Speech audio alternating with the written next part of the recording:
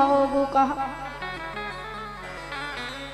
ये जो भागवत पुराण की कथा है, ये एक ऐसा फल है, ऐसा फल है कि हर फल में गुठली होती है, छिलके होते हैं, परंतु इस फल में ना तो गुठली है ना छिलके हैं। इस फल में रस ही रस भरा हुआ है।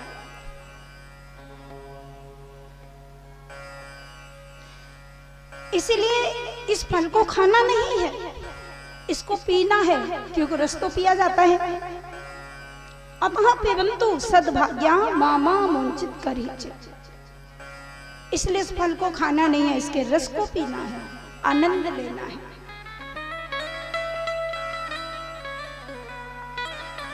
तो श्रीमद् भागवत महापुराण की कथा को आज सुखदेव जी ने सुनाया।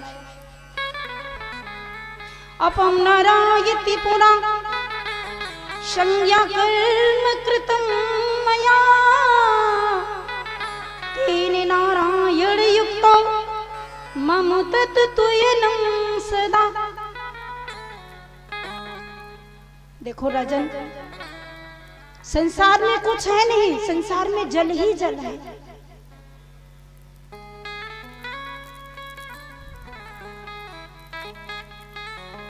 अखिल ब्रह्मांड के नायक परमात्मा जगदीश्वर भगवान ने ये सारा संसार रचा है। सत रज तम, सतोगुण रजोगुण तमोगुण, 3 गुणों से इस संसार की रचना हुई। राजा, मैं ये जो कथा तुम्हें सुना रहा हूं, यही कथा मैत्रेय जी ने विदुर जी को सुनाई है। हरिद्वार के पावन स्थान पर, जहाँ हरि का द्वार है, जहाँ सत्संग की गंगा बहती है और जहाँ भगवान की परम सुंदर लीला चरित्रों का वर्णन किया जाता है, ऐसे सुंदर स्थान पर, सुंदर पावन भूमि पर पूज्य मैत्रेय जी महाराज ने विदुर जी को ये पावन कथा सुनाई।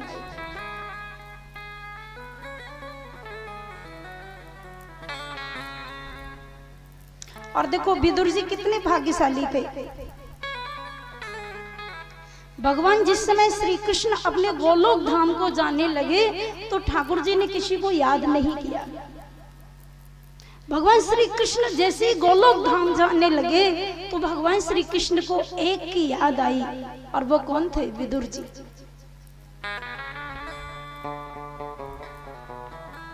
भगवान ने विदुर को याद किया। और विदुर कैसे हैं आप सबको पता है।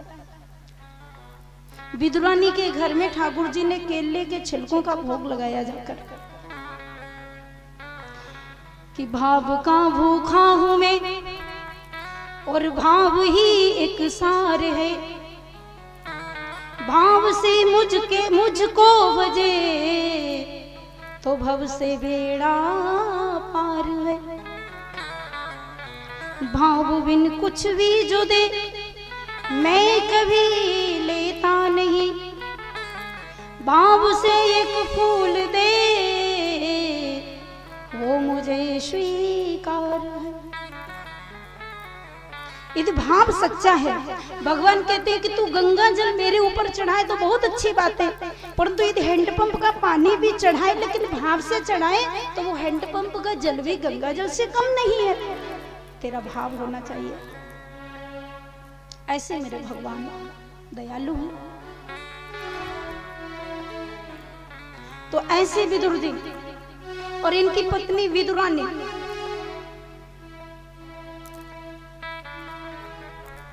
भगवान श्री कृष्ण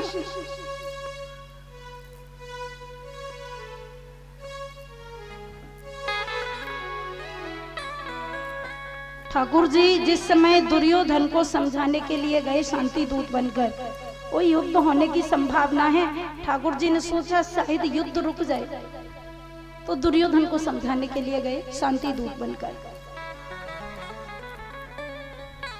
अब दुर्योधन तो बड़ा घमंडी था। जब उसने सुना कि कृष्ण आ रहे हैं, द्वारिकाधीश आ रहे हैं, तो सोचा कि ठाकुर जी की थोड़ी खुशामद कर दूंगा, शायद ये मेरे पक्ष में आ जाए। 56 भोग बनाया भगवान को भोग लगाने के लिए, ठाकुर जी को खिलाने के लिए 56 भोग बनवाया।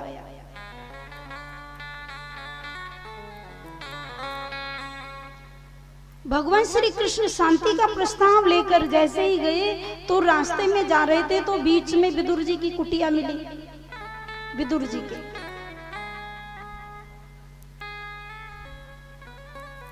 और विदुरानी ने ठाकुर जी को देख लिया तो विदुर जी से कहा कि देखो कन्हैया जा रहे हैं, आप इनको रोको ना, एक बार हमें भी तो दर्शन हो जाए, पहले अपनी कुटिया में बुलाओ, उसके बाद इन्हें जाने दो।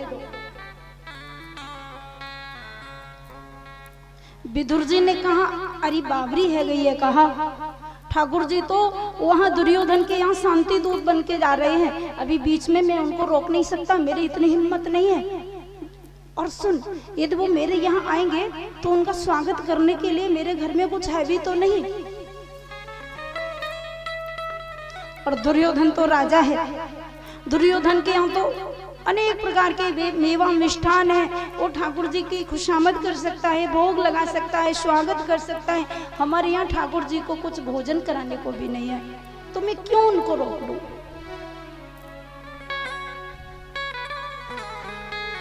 अब विदुरानी को बड़ा झटका लगा। विदुरानी ने मन ही मन कृष्ण को कहा लाला मेरे घर में कुछ है नहीं, तो क्या तू मेरे घर आएगा नहीं।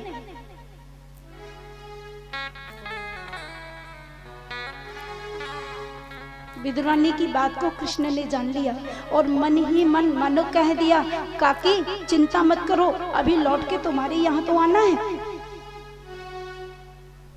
क्योंकि मेरी और मोहन की बातें या मैं जानूं या वो जाने, दिल की दुख दर्द भरी घाते या मैं जानूं या वो जाने।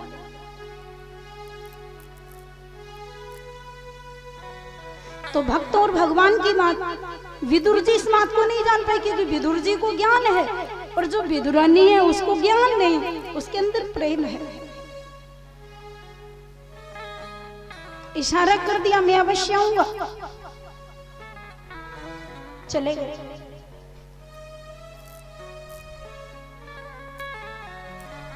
दुर्योधन के यहाँ भगवान पहुंचे,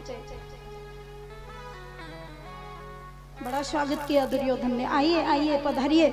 द्वारकाधीश को बिठाया, सुंदर आसन संगने का सिंहासन बैठने को दिया।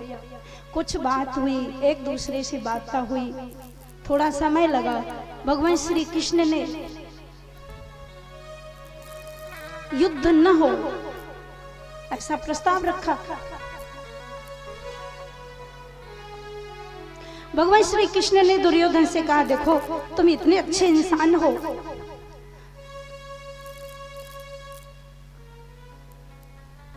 और इतने महान होने के बाद आप जो करने जा रहे हैं वो बड़ा निंदनीय काम है।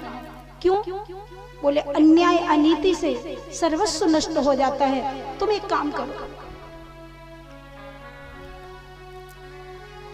पांडवों को भी आधा राज्य दे दो, आधा तुम ले लो, आधा उन्हें दे दो। दुर्योधन माना नहीं। आप क्या कहते हैं मैं आधा राज्य नहीं दे सकता? तो भगवान ने कहा ऐसा करो 5 गांव ही दे दो।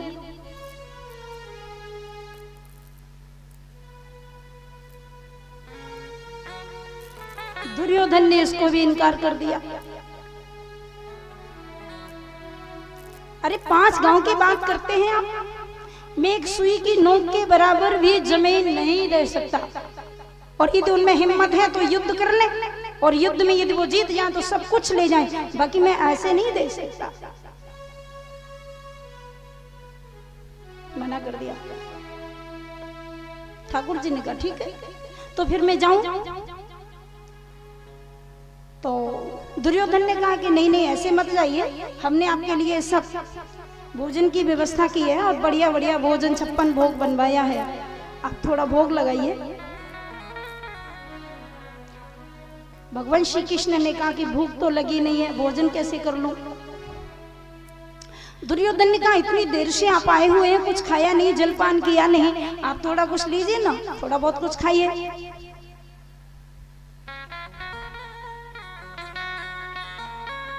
तो ठाकुर जी ने कहा देखो भैया तुम्हें ये पता है कि भोजन क्यों किया जाता है? भगवान श्री कृष्ण ने कहा कि भोजन 2 परिस्थितियों में किया जाता है,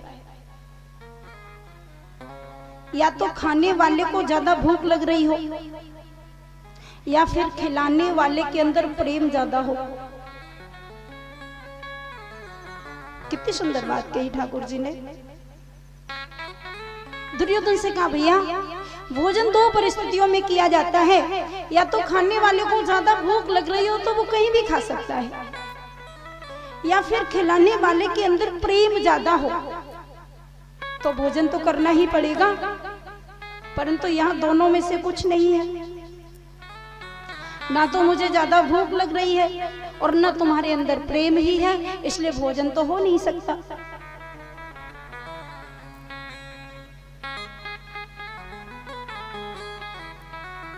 बहुत प्रयास किया भगवान को कुछ खिलाने का, ठाकुर जी ने मना कर दिया, भूख नहीं है, मन नहीं है, और बस भगवान वहां से चल दिए। और जैसे ही चले इशारा करके गए थे विदुरानी को, अभी लौट के आऊंगा, तुम्हारे ही घर तो भोजन करना है।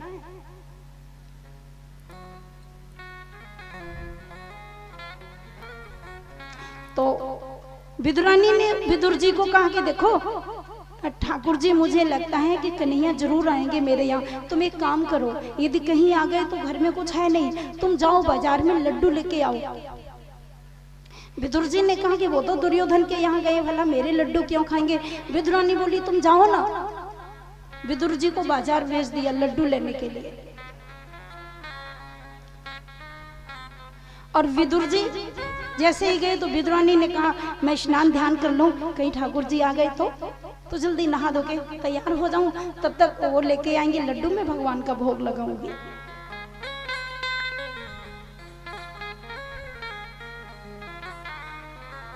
विदुरानी स्नान करने के लिए चली गई। विदुर जी बाजार चले गए, कुंडी बंद थी, इतने में विदुर जी, इतने में ठाकुर जी आ गए।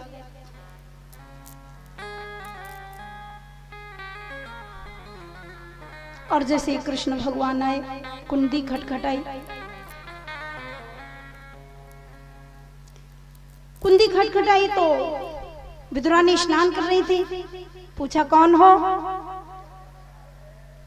भगवान श्री कृष्ण ने बड़ी सुंदर आवाज लगाई, काकी जी किवाड़ खोलो।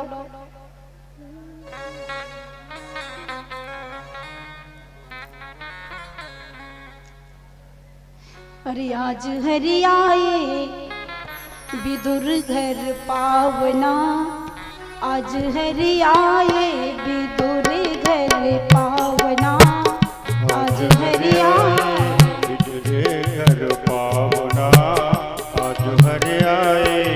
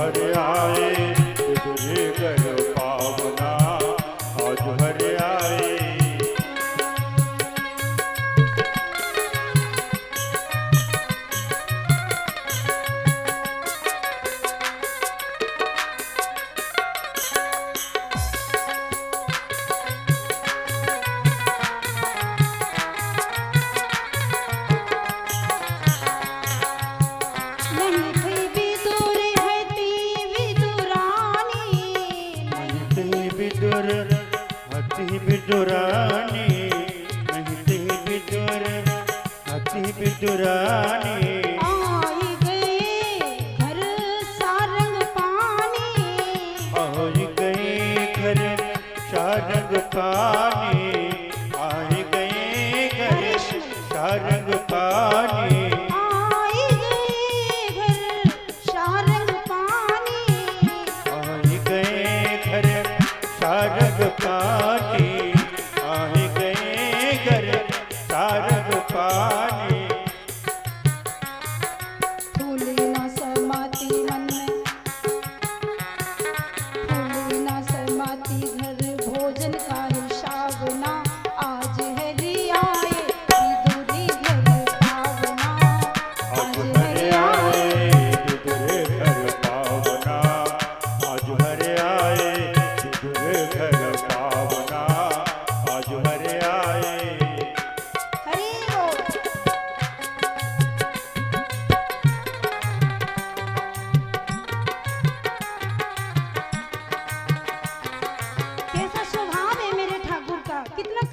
सागर है, घर में भोजन का हिसाब किताब नहीं है। ठाकुर जी आ गए, आवाज लगाई, अंदर से विद्रोही आई, कुंडी खोली, ठाकुर जी खड़े, स्नान कर रही थी, वस्त्र भी नहीं था शरीर पर, एकदम किवाड़ की ओट में खड़ी हो गई। लाला मैं नहा रही हूँ। ठाकुर जी ने कहा ले ये मेरा पीताम्बर ओढ़ ले, अपना पीताम्बर फेंक दिया, विद्रोही ने ओढ़ लिया। ठाकुर जी ने उंगली पकड़ी, माँ मुझे भूख लगी है बहुत जोर से।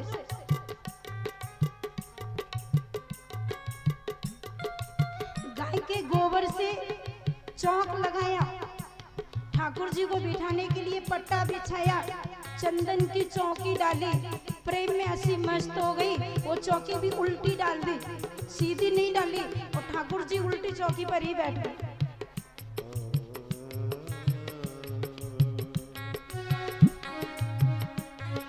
अब ठाकुर जी ने कहा काकी बहुत जोर से भूख लगी है, तो विद्रानी ने कहा चिंता मत करो, अभी तुम्हारे काका गए हैं ना बाजार से लड्डू लेने के लिए। नहीं नहीं मुझे बहुत जोर से भूख लगी है, कुछ खिलाओ ना। बेटा अभी तो कुछ नहीं है घर में, अभी अभी तो लड्डू आ रहे हैं, तुमको खिलाने के लिए तो मंगाए हैं। नहीं नहीं मुझे बहुत जोर से भूख लगी है, कुछ तो ना, क्या है घर में? साग बनाने के लिए कच्चे केला रखे हैं और तो कुछ नहीं। अरे काकी ये तो बहुत मीठे हैं, इन्हीं खिलाओ ना। केला लेके आई, कच्चा केला खाएगा नुकसान करेगा। ठाकुर जी बोले पर भूख लगी है, नुकसान नहीं करेगा, खिलाओ ना। अब विद्रोही ने केला को छीला और जैसे ही छिलका हटाया, ठाकुर जी की सुंदर मूर्ति देख करके बेहोश हो गई, छिलकों को खिलाने लगी और गिदी गिदी फेंकने लगी, और ठाकुर जी भोग लगा रहे हैं। केला बड़े प्रेम ते लाई, केला बड़े प्रेम ते लाए, केला बड़े प्रेम ते लाए, गिदी गिदी सब फेंक चलाए, गिदी गिदी सब फेंक चलाए, गिदी गिदी सब फेंक चलाए। छिलका दिए कृष्ण मुख माही, छिलका खिला रहे। अब देखो खिलाने वाले को होश नहीं और खाने वाले को भी होश नहीं, खा रहे हैं ठाकुर जी। छिलका दिए कृष्ण मुख माही, लागत परम सुहावना, आज हरि आए विदुर घर पावना, आज हरे आए विदुर घर पावना, आज हरे आए विदुर घर पावना, आज हरे आए।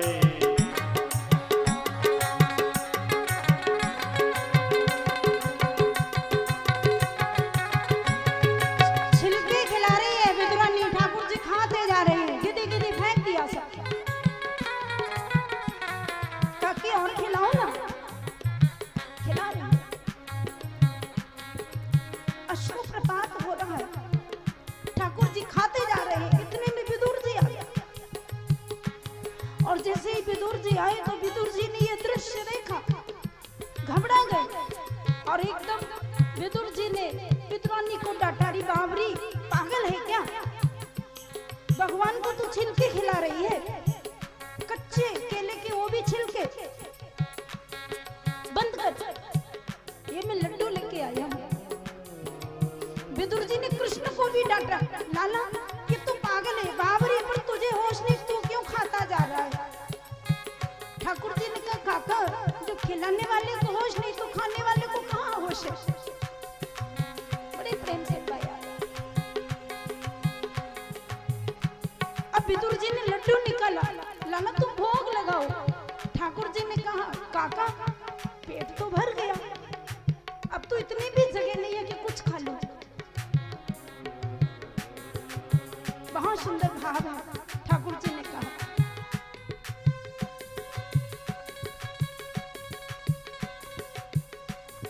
बासे कूसे रूखे सूखे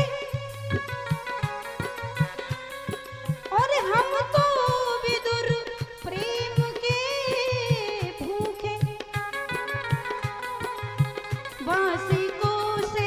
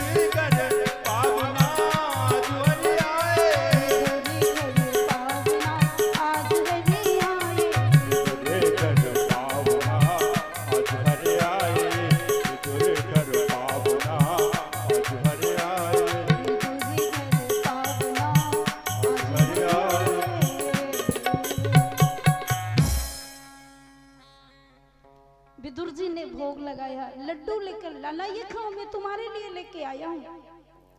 ठाकुर जी ने कहा काका अब भूख नहीं है, अब मन नहीं है।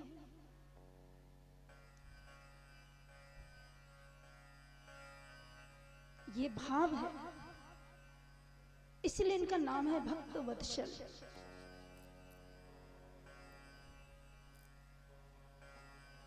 और गीता में भगवान श्री कृष्ण आदेश करते हैं, पत्रम पुष्पम फलम तोयम यो मे भक्त्या प्रयुज्यते तदहम भक्त पहरतम अश्नामि प्रियतात्मनः। एक पत्ता दे दे मुझे पर भाव से, एक फूल दे दे, ऐसा नहीं कि तू गुलाब का ही लेके आ, पत्ता भी ऐसा नहीं कि तू तुलसी का ही लेके आ, पर भाव से दे दे। और देखो ठाकुर जी को भाव से ही खरीदा जा सकता है, धन से नहीं, ज्ञान से नहीं।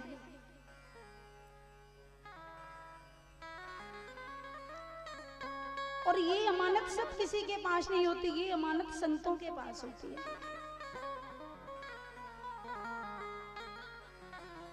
संत, संत तो भगवान से भी बड़े होते हैं। और संत हैं कौन? ये जरूरी नहीं कि पीला कपड़ा पहनने वाला ही संत हो, कोई जींस पैंट पहनने वाला भी संत हो सकता है, और कोई पीले कपड़े में भी राक्षस हो सकता है।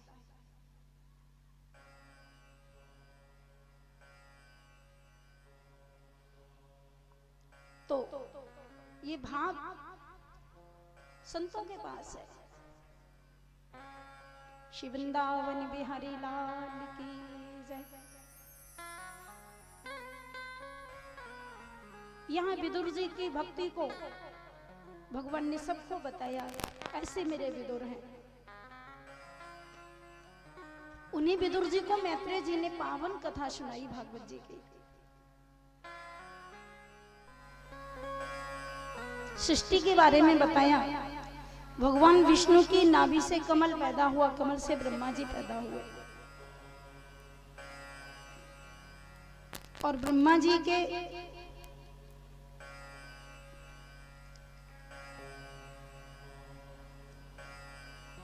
को जब पता चला कि मैं कहां से पैदा हुआ हूं, तो देखा जल के अंदर भगवान नारायण का दर्शन किया, दोनों हाथ जोड़ लिए। भगवान ने कहा विधाता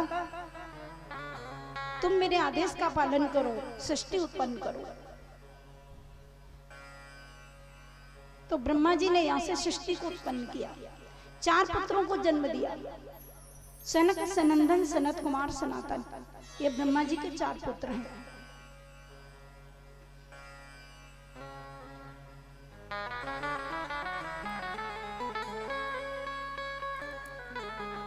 चार पुत्र पैदा किए, और ब्रह्मा जी ने 4 पुत्रों से कहा कि तुम भी सृष्टि उत्पन्न करो।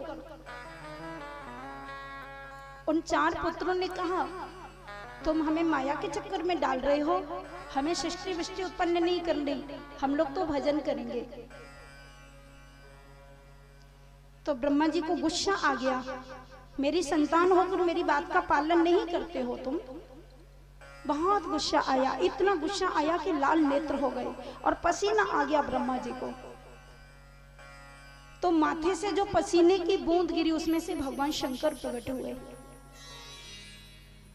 रुद्राणाम शंकरशामी वित्तेषु यच्छ रक्षसाम वसूनाम पावकश्चास्मि मेरु शिखरणाम हम। गीता में भगवान आदेश करते हैं, रुद्रों में मैं शंकर हूं। तो यहां भगवान शंकर जी प्रकट हुए। 4 पुत्र तपस्या करने के लिए वन को चले गए, और इसके बाद ब्रह्मा जी ने 10 पुत्रों को जन्म दिया।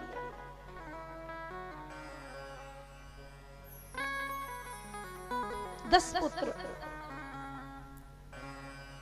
मरीचित्यांगिरिशो पुलस्तः पुलः क्रतु रघुर वसिष्ठो दक्षस्य दशमस्तत्र नारदः।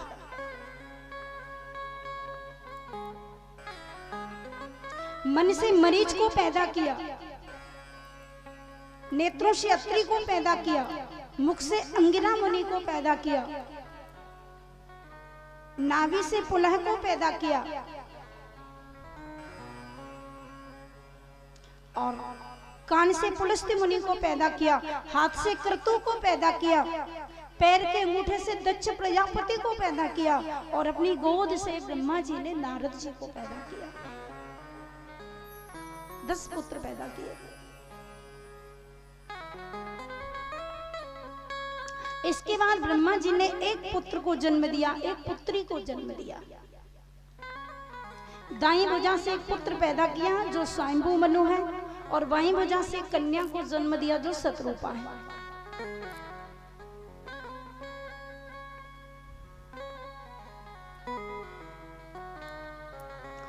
गोस्वामी तुलसीदास बाबा ने लिखा है रामचरितमानस में, पहले जो संतान उत्पन्न होती थी वो मंत्रों के द्वारा होती थी।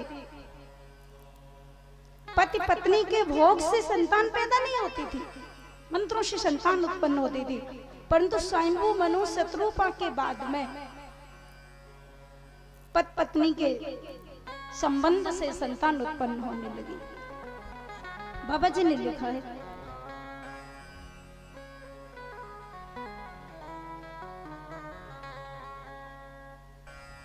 स्वयंभू मनु शतरूपा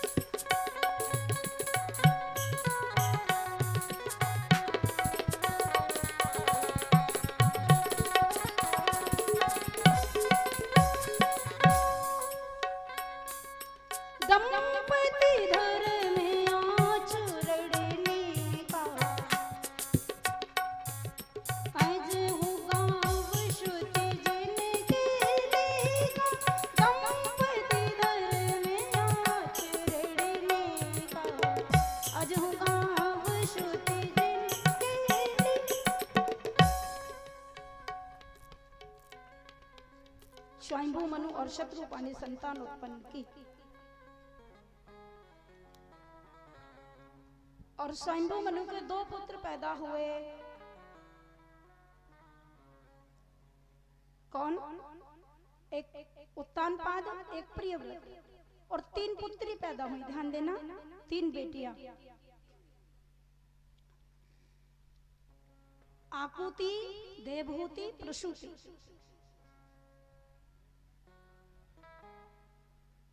प्रियव्रतो तानपदो तिस्रः कन्यास्य भारत, आकुति, देवहूति, प्रसूति, ऋतशतमः।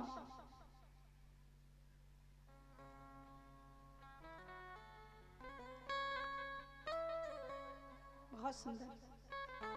3 बेटियां और 2 पुत्र। तो बेटियों के बारे में पहले बताया कि बेटियां जिनका विवाह करना है, तीनों बेटियों का, तो आकुति रुचे प्रादात कर्दमाय तो मध्यम दक्षा याद दात प्रसूतिम चयत आपूर्तम जगत।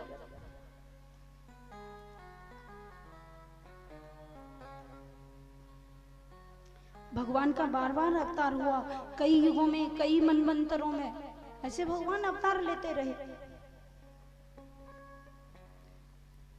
और देखो देवता दैत्यों में शुरू से ही विरोध रहा। तो एक बार सुखदेव भगवान सुनाते हैं कि विष्णु भगवान क्षीर सागर में जब सोते हैं लक्ष्मी चरण दबाती हैं।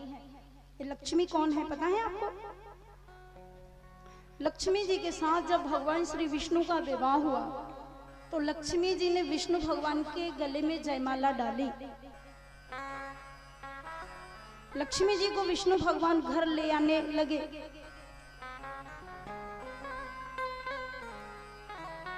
तो लक्ष्मी जी ने भगवान से कहा,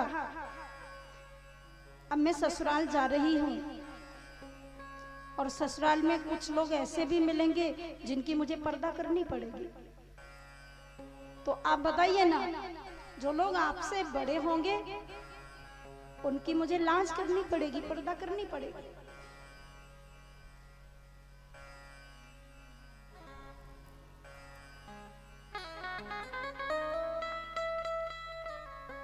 मिले सुर मेरा तुम्हारा। तो लक्ष्मी जी ने विष्णु भगवान को कहा, आपसे भी बड़े लोग घर में हैं क्या? तो मुझे पर्दा करनी पड़ेगी, मुझे बताइए ना, मुझे किस किस की लाज करनी है।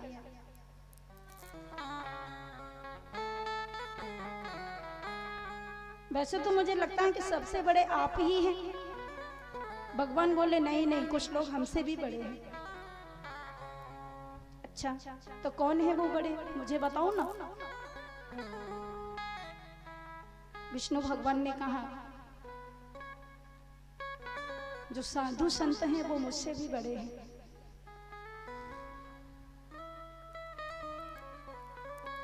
और सुनो, उनकी तुम्हें पर्दा करनी पड़ेगी।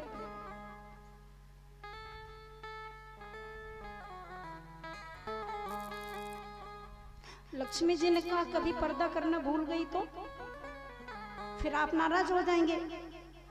एक काम करूंगी, जो तुमसे बड़े लोग हैं मैं उनके पास जाऊंगी ही नहीं। इसलिए साधुओं के पास लक्ष्मी नहीं आती, धन नहीं आता, क्योंकि वो जेठ जी हैं, लक्ष्मी जी के ससुर जी हैं, जाएं कैसे?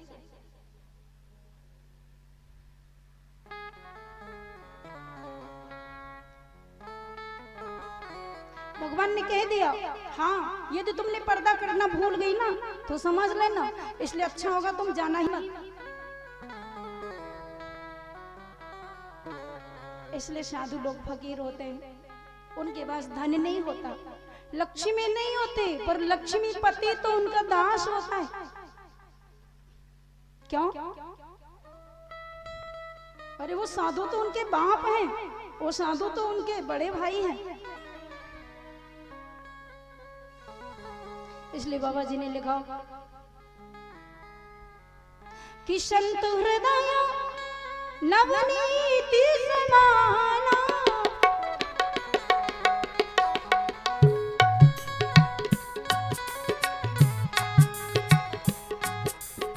साधुओं का स्वभाव सगुण उपासक परहित निर्तु नीति दृढ़ प्राण समान मम जिनके द्विज पद प्रेम। ऐसे जो साधु होते हैं, जो संत होते हैं, भगवान कहते हैं मैं उनकी रक्षा करता हूँ, देख रेख करता हूँ। करहूं सदा तिनके रखवारी, जिमि बालक राखे महतारी। करहूं सदा तिनके रखवारी, जिमि बालक राखे महतारी।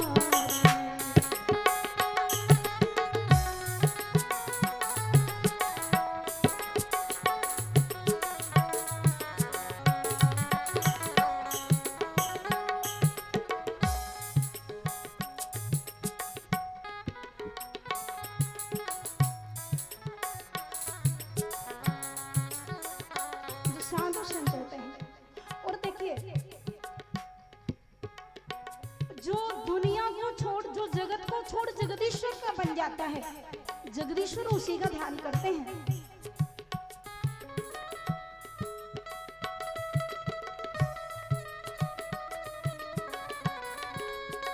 जो जगत को छोड़कर जो जगदीश्वर का चिंतन करता है, जगदीश्वर का बन जाता है। मुझे याद आ गया,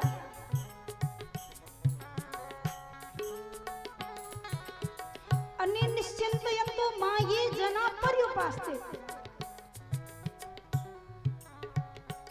तेषां नित्याव्युक्तानां योगक्षेमं वहाम्यहम्।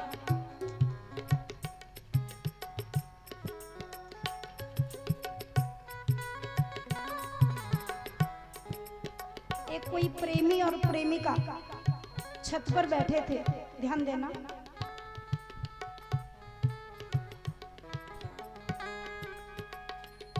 दोनों बैठे थे छत पर, तो उसकी जो प्रेमिका थी वो पान खा रही थी। प्रेमी उससे कुछ बात कर रहा था छत पर बैठा हुआ, तो उस प्रेमिका ने देखा नहीं और छज्जे पर खड़े होकर उसने ऊपर से थूक दिया। और जैसे थूका तो नीचे एक संत जा रहे थे, वो संत के सिर पर पीक पड़ गई। संत के माथे पे थूक दिया उसने।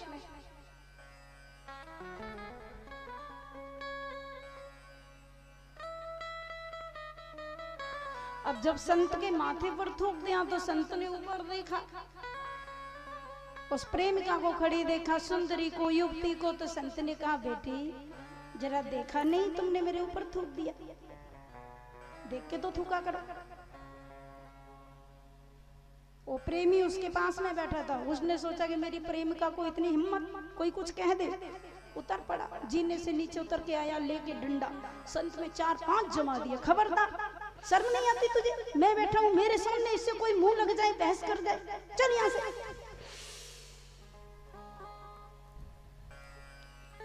अब बेचारे संत तो संत ठुक पिट के चले गए। हे भगवान, मैंने ऐसा क्या बिगाड़ा? मैंने तो समझाया था। प्रेमी ने खूब जम के मार लगा दी। दोनों जाकर फिर बैठ गए, बात करने लगे। अब प्रेमिका ने कहा, क्या किया? प्रेमी ने कहा, कहो मजा आया? हमसे प्रेम करने का ये फायदा है। खूब ठोक दिया मैंने कस के। कोई बात नहीं, पर संत को जो डंडा पड़ा वो संत को नहीं लगा, ठाकुर जी को लगा। बड़ा कष्ट हुआ। भगवान ने सोचा कि इसके प्रेमी में बड़ी ताकत है और मेरा प्रेमी पिट गया। कोई बात नहीं। थोड़ी देर बाद बात हुई तो प्रेमी बोला, मैं थोड़ा जा रहा हूँ बाजार कुछ लेने के लिए। और जैसे ऊपर से उतरा तो 3 मंजिल की कोठी थी।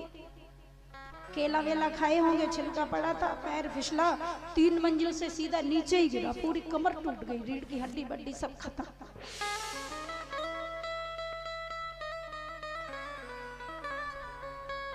अब जब सब टूट गया, उसकी प्रेमिका को लगा ये तो अनहोनी हो गई। रीढ़ की हड्डी टूट गई, कमर टूट गई, बेहोश होके गिर गया। तो अब उसकी प्रेमिका ने सोचा कि देखो कुछ गड़बड़ तो हो गया। एक संत को पहले तो मैंने पीक थूक दी, ये अपराध कर दिया, और दूसरी बात ये मेरा यार चला गया, सो इसने डंडे मार दिए और इसकी कमर टूट गई। प्रेमिका बड़ी समझदार थी, उतर के नीचे आई और वो भागती भागती गई संत को ढूंढने के लिए। आगे चली तो संत मिल गए। एक वृक्ष के नीचे बैठी अपनी गोमुखी से माला निकाल के हरि शरणम हरि शरणम हरि शरणम हरि शरणम, वो प्रेमिका चरणों में गिरी जाकर के और उसने हाथ जोड़कर पैर छुए, कहा बाबा बड़ी दोषी हूँ, बड़ा अपराध किया मैंने और मेरे अब आप क्षमा कर दीजिए, वो तो रीढ़ की हड्डी भी टूट गई, कुछ नहीं बचा, खत्म हो गया खेल। बाबा ने कहा मैंने तो कुछ नहीं किया। बोली वो तो टूट गया, फट गया, अब क्या करूंगी उसका। संत ने कहा ये कौन था तुम्हारा? वो बोली मेरा यार था। संत ने कहा देखो, मैंने तुमको उल्टा सीधा बोला तो तुम्हारे यार को अच्छा नहीं लगा, मुझे मार दिया आके। तुम्हारे यार ने मुझे डंडा मारा तो मेरे यार को अच्छा नहीं लगा। अब ये तो यार यार का मामला है, जिसका यार जोरदार होगा वही जीतेगा। अपना मैटर नहीं है, ना तो हम कुछ कर सकते हैं ना तुम कुछ कर सकती हो। जिसके यार में ताकत है वो जो फैसला करेगा वही होगा।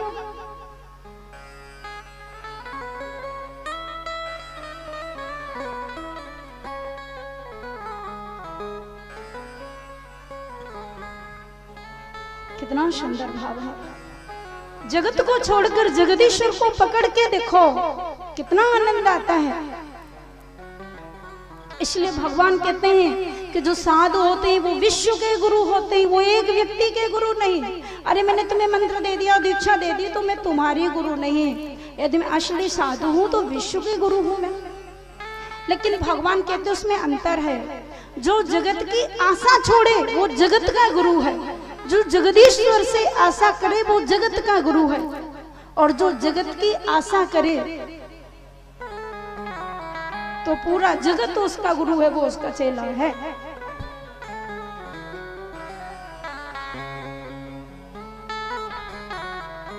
कबीरा साधु जगत गुरु, जो तुझे जगत की आस, और जो जग से आशा करे तो जगत गुरु वह दास। तो ये तो यार यार का मामला है। जिसका यार अच्छा है, समझदार है, ताकतवर है, बड़ा सुंदर भाव है। तो यहां पर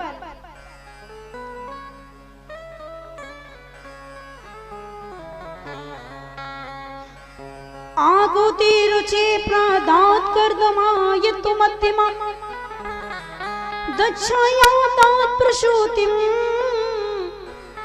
चयत्या पूरितम जगत।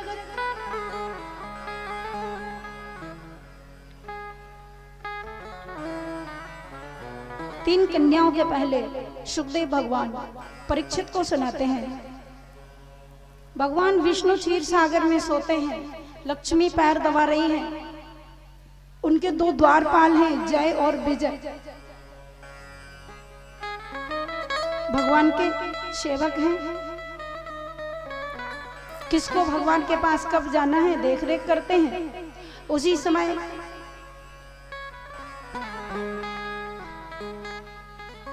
चार बेटा ब्रह्मा जी के, सनक सनंदन सनत कुमार सनातन, चारों दर्शन करने आए। और जैसे ही चारों दर्शन करने आए तो लक्ष्मी जी सेवा में थी। भगवान के पार्षदों ने कहा अभी माता जी सेवा कर रही हैं, आप लोग अंदर नहीं जा सकते।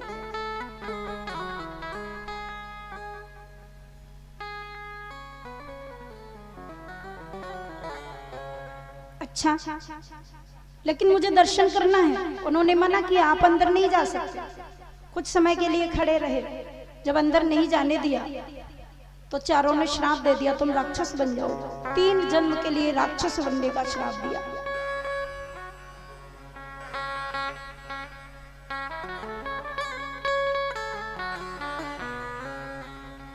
तू द्वारपाल हरि के प्रिय दो, और जय अरु विजय जान सबको।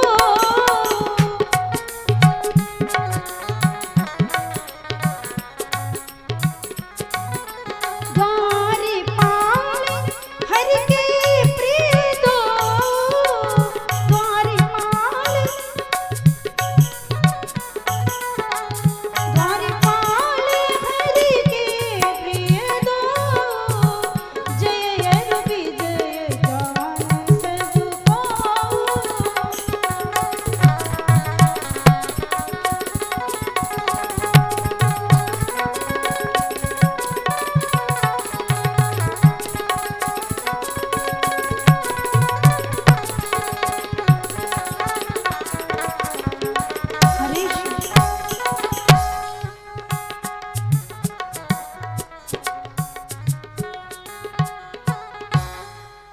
विप्र श्राप दे दूनों भाई, तामस असुर देह तिन पाए। बाबा जी की कलम चलती है तुलसीदास की। 3 जन्म के लिए राक्षस बन गए। कौन? जय और विजय। और वही जय विजय एक जन्म में हेड़ा हिरण्यकश्यप हुए, दूसरे जन्म में रावण कुंभकर्ण हुए, और तीसरे जन्म में शिशुपाल दंतवक्र हुए।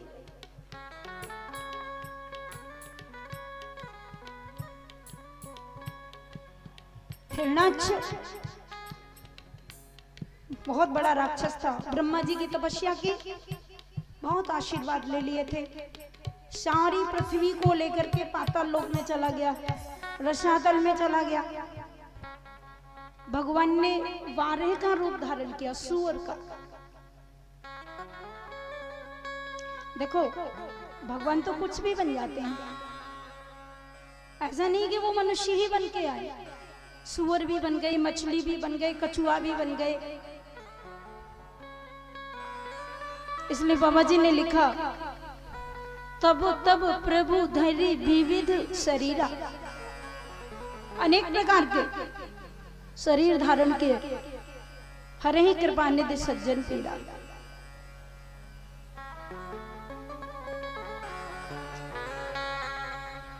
तो भगवान ने जाकर के उस राक्षस को मारा, हिरण्याक्ष को मारा, और पृथ्वी को लेकर आए, पृथ्वी का उद्धार किया। देखो जब कभी प्रलय होती है, सारे विश्व में प्रलय हो जाती है, परंतु हमारी जो ब्रजभूमि है ना, ये कभी नहीं डूबती है जल में, ध्यान देना। और हम लोग भी